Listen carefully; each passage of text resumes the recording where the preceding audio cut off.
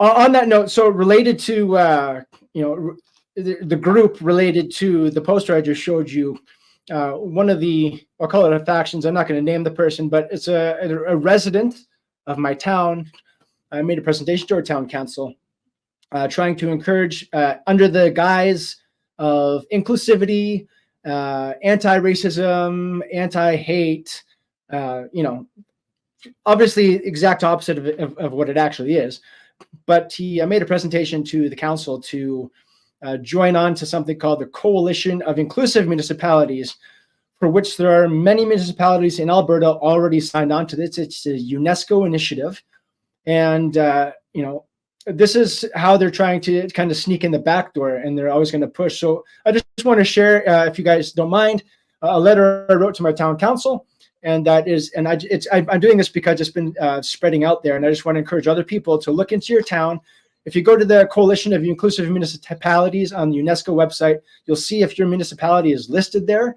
And you can start to write similar letters to your representatives for your various councils and towns. So I put here, dear Mayor and Council, I hope this message finds you well. Tonight I had the opportunity to attend my inaugural council meeting. By the way, it was the first time I went.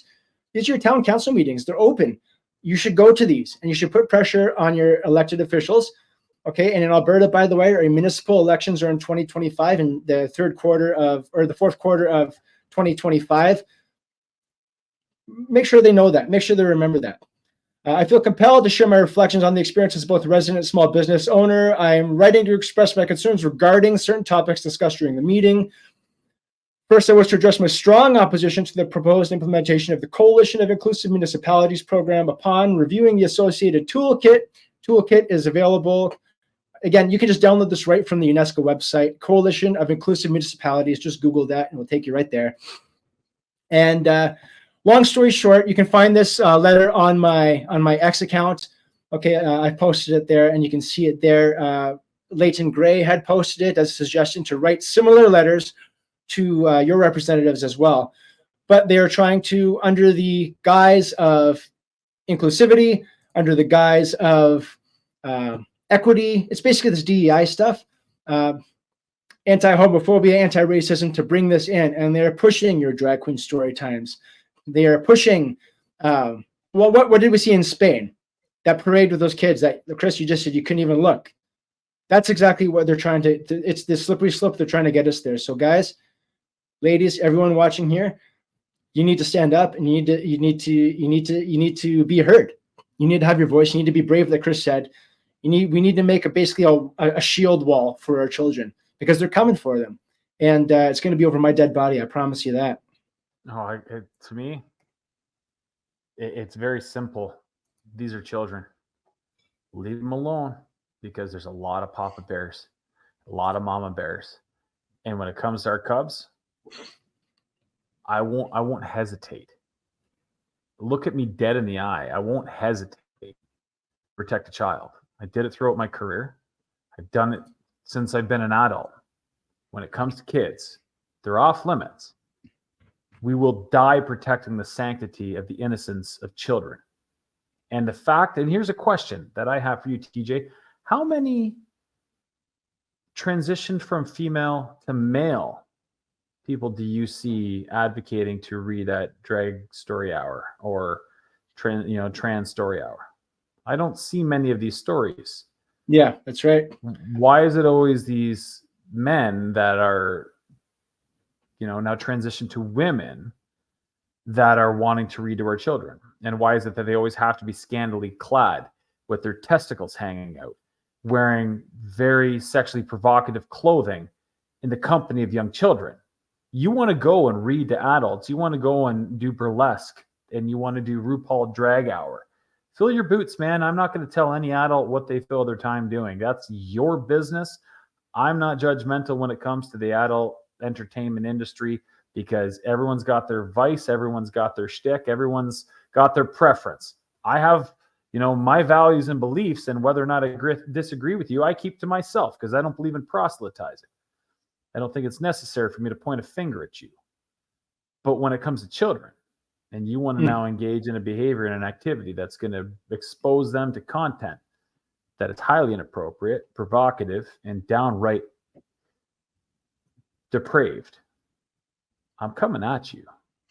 I'm going to oppose you. I'm going to stand between you and that child.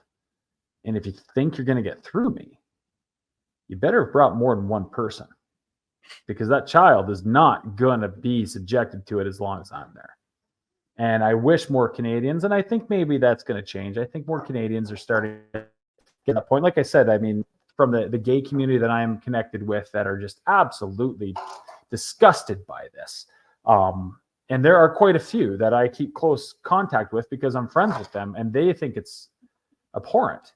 And you have people that are on both sides of the political landscape that are like, this has gone too far. What is going on? They've poked the bear. They've poked the bear.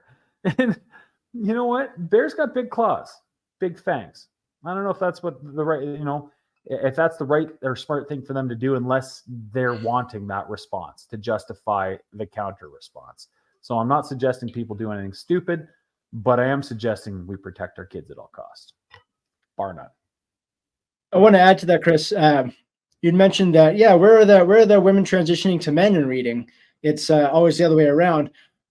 Not only that, but where are the drag queens trying to read to senior citizens, right. Seniors' homes? They need company, they need people, they need entertainment. Why is it always the innocent children? I mean, I think you and I know, and I think we all know why it is. But let's just ask a person that's on their side. Why not? Why don't you go read to the old folks' homes? Why not? Right. And why is it that it's transphobic or homophobic or whatever the terminology they want to use? And it's always something phobic, because 10 years ago, if you spoke against genital mutilation of young girls, it was Islamophobic. And, though the terms you never hear are Christophobic or anything surrounding, Christian Western ideals. But anyway, I digress. I just find it interesting. You're right. You raise a good point. Why aren't they going to seniors' homes? Why aren't they wanting to educate people that have already formulated an opinion in life and might be encouraging of this behavior and activity and lifestyle? Why is it that they want to go to the most impressionable of us? The ones that don't know the difference between a pee-pee or, what a girl, like, they're innocent. They don't know. Why are we trying to indoctrinate them with this crap unless you have a nefarious agenda?